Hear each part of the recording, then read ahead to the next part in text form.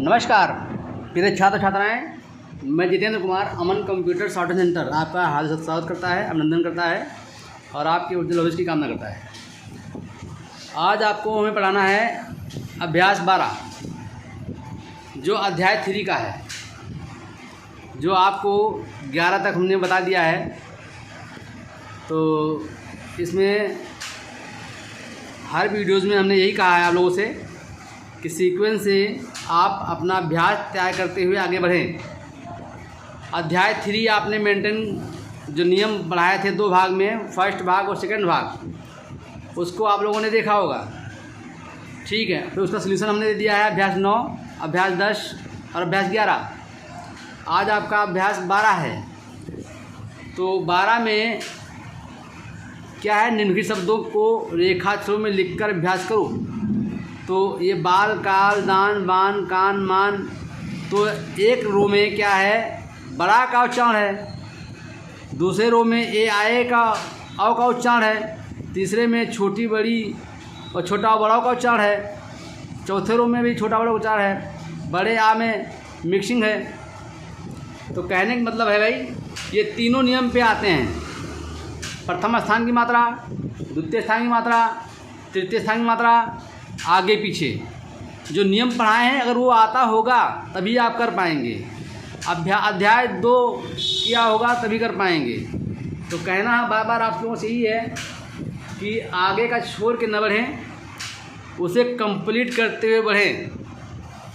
चलिए, ये आपका अभ्यास 12 है। तो लिखिए अभ्यास 12 अध्याय 3 का है, अध्याय 3 का 12। तो भाई इसमें क्या है, हमने हर एक में नियम बताया है, उसी नियम करेंगे, आप गलत नहीं करेंगे।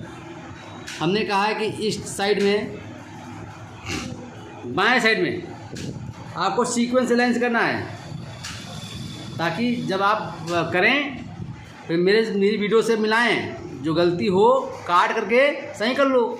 और उसको आप 2 पेज, मतलब आपको खुली किताब में करनी है, कॉपी में। तो एक साइड, एक दूसरे साइड में, दोनों साइड आपको प्रैक्टिस करनी है। हमने बताया है सब वीडियोज़ में।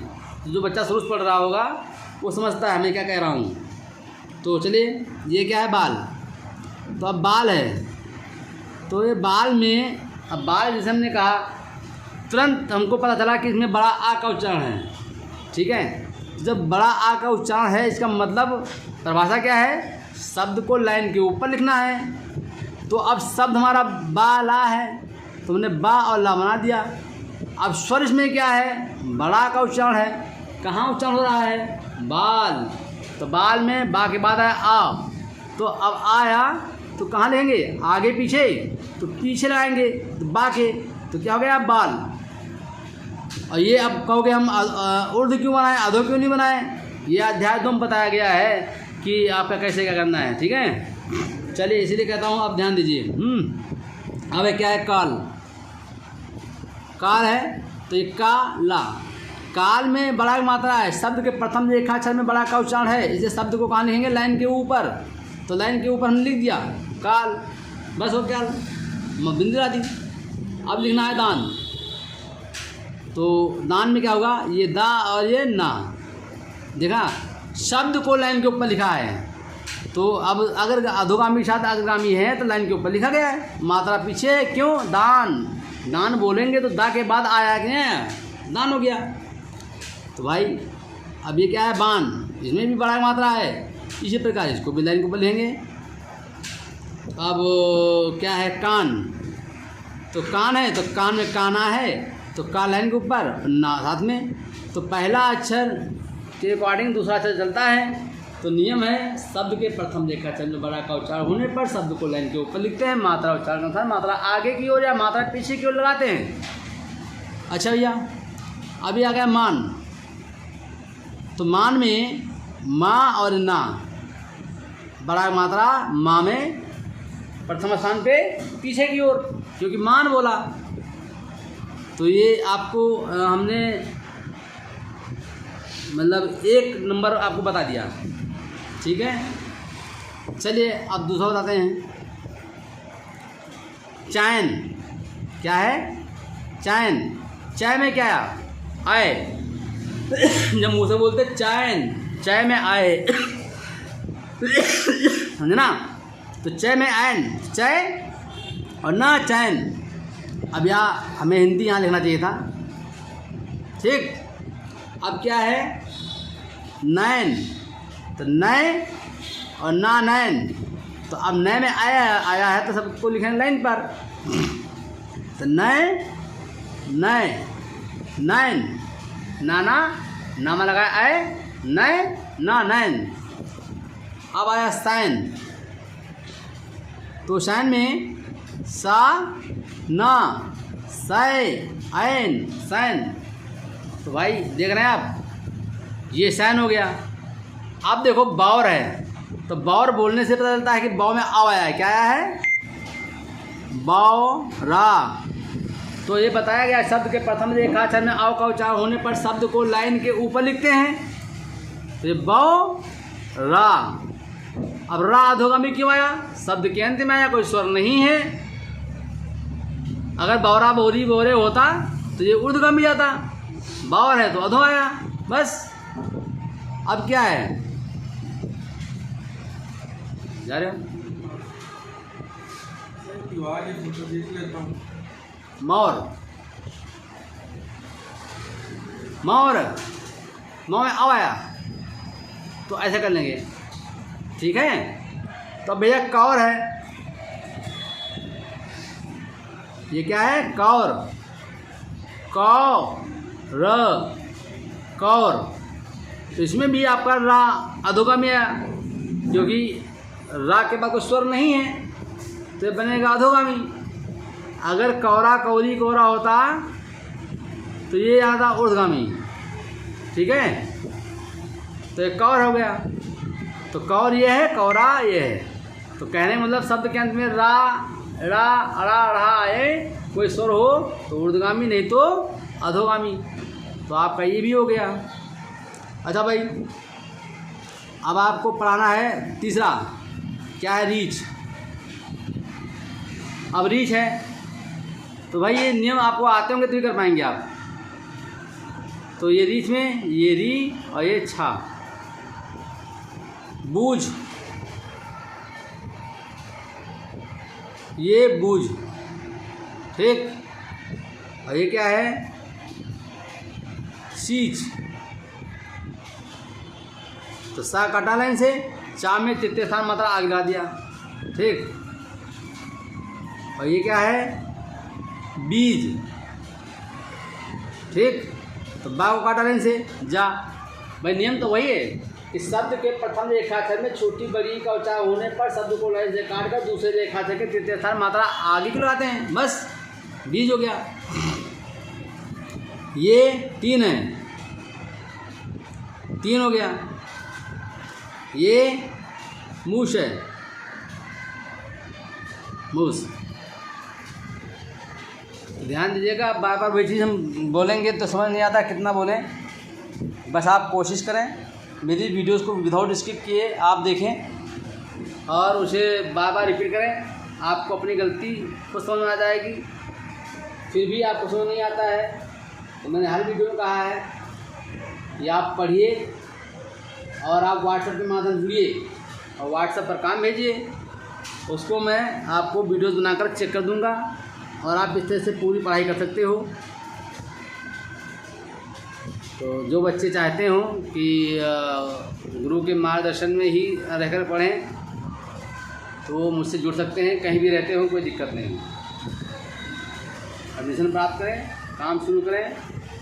आपके सारे डिस्कशन का भी आंसर दिया जाएगा और आपके वर्कआउट चेक करके उसके अकॉर्डिंग काम वीडियो बनाया जाएगा। चलिए, अच्छा, तो ये हो गया आपका मूस तक हो गया। अब चौथा क्या है? पूज। तो पूज है, पहले हिंदी लिख लो, पूज। तो ये पूज। अब पूज आया, शब्द के प्रथम अक्षर में बड़ा ऊ का मात्रा है, शब्द को लाइन से काटेंगे, दूसरे रेखाक्षर के तृतीय स्थान मात्रा आगे लगाएंगे, ठीक है। अब कहा गया लूट,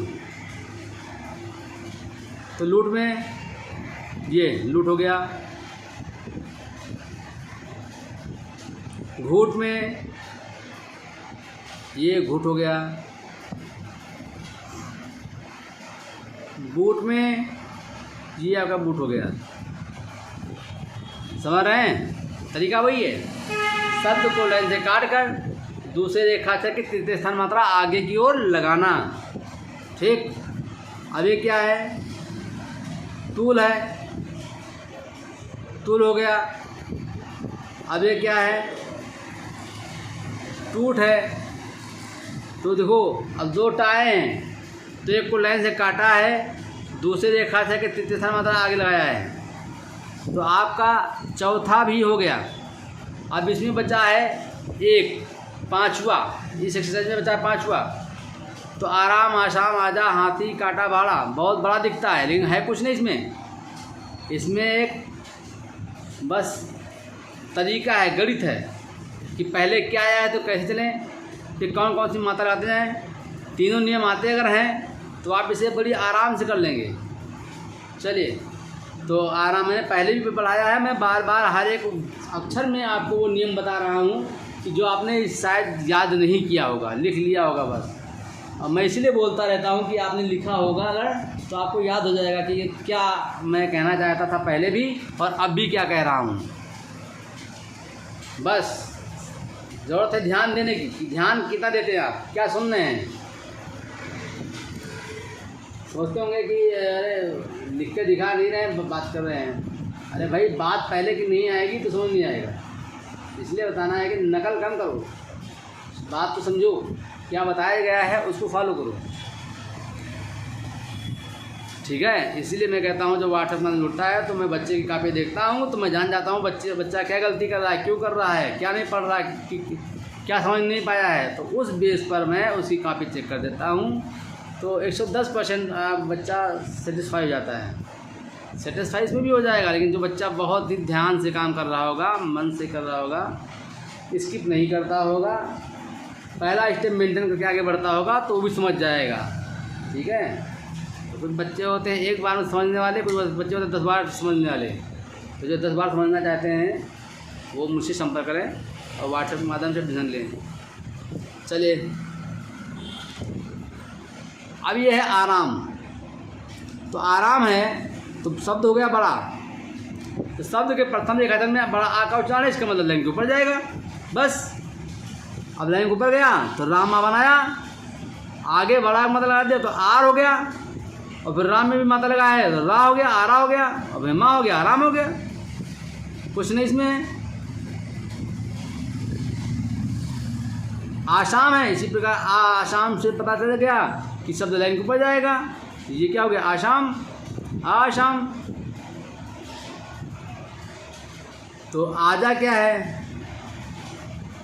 आजा में ये आजा, आ है तो लाइन के ऊपर जाएगा, लाइन के ऊपर जाएगा तो इसका मतलब आपको लिखा जाएगा।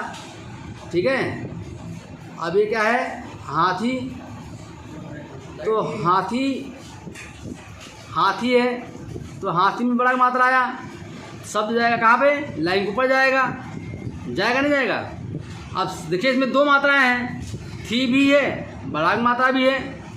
तो अब तुम सोचो कि भैया तो सर ने बताया कि लाइन से काटूंगा, क्यों काटोगे? ये बात ये कही गई ना कि शब्द के प्रथम रेखाक्षर में बड़ा का उच्चारण होने पर शब्द को लाइन के ऊपर लिखते हैं। तो हमें क्या देखना है? हा देखना है, ना कि थी देखना है। तो थी नहीं देखना है आपको, हाथी। इसमें दोनों नियम हैं, तो आपको हा देखना है, लाइन के ऊपर जाना है। चलिए अच्छा, अब देखो भाई क्या है? ये काटा। काटा में भी आपको दोनों में बड़ा मात्रा आ गया, लाइन के ऊपर जाएगा तो काटा। शब्द को लाइन के ऊपर लिखेंगे। हम हमेशा शब्द के प्रथम रेखाक्षर से ही बात करते हैं, किसी और से नहीं करते हैं भाई। जैसे अभी देखिए अनुकूलता है, इसमें सब मात्राएं आ गई, तो क्या करोगे? तो हमें देखना है शब्द, हमने जो भी डिफिनेशन लिखाई है, आपको लिखाया है परिभाषा, तो हमने कहा शब्द के प्रथम रेखाक्षर में, प्रथम रेखाक्षर से बात करनी हमें हमारी भाई, तो प्रथम देखना है। इसी प्रकार आराम में हमने प्रथम देखा, आसाम में हमने प्रथम देखा, आजा में हमने प्रथम देखा, हाथी में हमने प्रथम देखा, नहीं तो भाई थी भी तो है, इसे काटा में प्रथम देखा। अब क्या है भाड़ा, तो भाड़ा में है, तो भाड़ा में भा अड़ा भाड़ा, बात समझे। तो अब भाड़ा, तो अब देखिए इसमें भाड़ा में ड़ा, वो आपका ड़ा तो बनता है, ऐसे बनते हैं ना, हमने ये यूज़ किया है। तो ये हिसाब ने बताया कि शब्द के अंत में अगर रा ड़ा ड़ा आता है, कोई स्वर नहीं है, तो आपको बनाना है ऊर्ध्वगामी स्वर है तो, और नहीं तो भाड़ होता है, अगर भाड़ तो ये बना देते आप अधोगामी, तो भाड़ा है तो ये बनेगा। तो मैं बहुत एक्सप्लेन कर रहा हूँ, इसलिए कर रहा हूँ बेटा कि आप लोग दूर दराज बैठे हुए हैं और समझने का प्रयास कर रहे हैं। तो मैं वीडियो को बहुत ही सिंपल तरीके से, बहुत ही विश्लेषण करते हुए, बताते हुए, तर्क के साथ बताते हुए मैं आपको बताना चाहता हूँ। लेकिन ये उन्हीं को फ़ायदा करेगा जो बच्चे स्किप नहीं करते होंगे। अगर स्किप करते हो तो छूट जाएगा, सोचते हो कि यहाँ पे बोल रहे हैं स्किप कर दो, पता नहीं क्या मैं बोल गया हूँ अच्छी बात जो पढ़ाने के वक्त अब छूट गई। तो विदाउट स्किप करेंगे तो मेरी सारी बात समझ पाएंगे, मेरी मनोभाव समझ पाएंगे, मैं क्या कहना चाहता हूँ, क्या पढ़ाना चाहता हूँ, क्या बोल रहा हूँ, क्या समझा रहा हूँ। तो उद्देश्य मेरा वही है कि जो बच्चे पढ़ने वाले हैं तो उनसे मेरा कहना है कि स्किप मत करिएगा। घर बैठे हो, खुद के गुरु हो, खुद के स्टूडेंट हो, तो अच्छा गुरु का प्रदर्शन करोगे तो पढ़ पाओगे, वरना पढ़ नहीं पाओगे। तो और पूरा पढ़ना है तो व्हाट्सएप के माध्यम जुड़ो और शुरू हो जाओ। ठीक भाई, चलिए। तो आज हमारा यह अध्याय 12 हो गया है, अभ्यास 12 हो गया है। मैं अब अभ्यास 13 में मिलूँगा आगे। तो अभ्यास 12 तक मेंटेन करिए और आगे बढ़िए। धन्यवाद, नमस्कार।